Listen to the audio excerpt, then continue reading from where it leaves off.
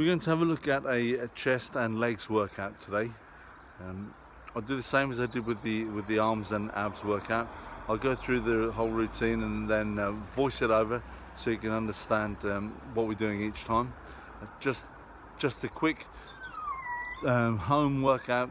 Remember, I'm not a PT, I'm not a gym expert, I'm a martial artist, but this is the stuff that I do at home, so if it helps, then great. Here we go then. So we start off with level push-ups or flat push-ups. I like these. Good pec warm-up. Don't put my arms or my hands too wide or too narrow. I think narrow works your triceps a bit more. Wide does your pecs a bit more. So just a tad wider than my shoulders, and I'll try and keep the reps quite high. I think I'm doing 25s here. And I'll move on to squats. I'm tempted to say deep squats, but you can see they're not particularly deep. Unfortunately, since I've had my knees replaced, that's about the limit of my movement on the knee joint. I still think it's pretty good. I'm quite happy with it.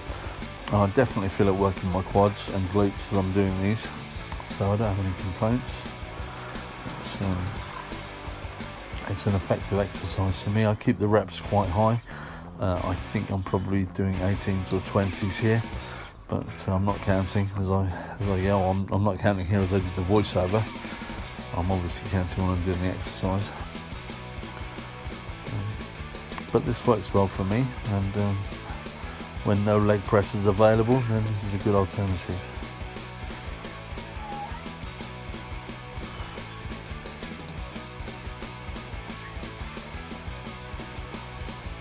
Next we have incline push-ups, and this works the upper pecs, top of the chest, towards the shoulders. This is a good exercise. You may need to experiment a bit about where to place your hands in relation to your shoulders. And all the best advice I can give you is if you feel like you're working the upper part of your pecs. Onto lunge squats. I think this is what these are called. Just working one leg individual, or each leg individually. Again, for the same reasons as I explained when I was doing the curls. It's nice to do both legs together, like with the normal squats. But when you do alternate legs like this, then you get to work each leg individually, so that you don't have one leg doing more work than the other. I'm quite pleased with watching this back. They seem to be quite even. It's not like I go deeper on one side than the other, or not significantly anyway. So this is good. At the gym I would do fewer reps, and I'd have a plate in each hand, a weight in each hand. Then we're on to decline push-ups. This works the lower part of the pecs, just around your nipple area, the bottom part of your pectoral muscles where it goes into your stomach.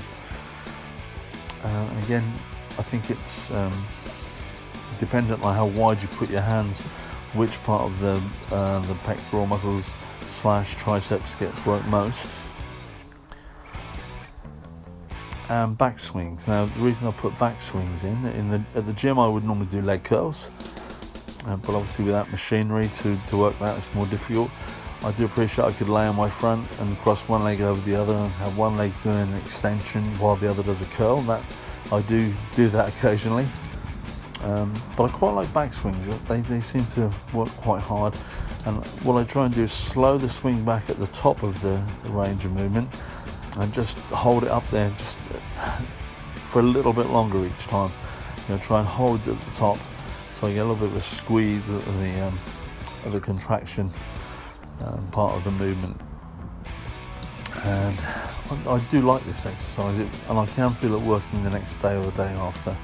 So it obviously does something for me. And I think that's a good guide, really. If you feel it working the muscles that you're trying to work, then it's good. And if you don't, then maybe it's not.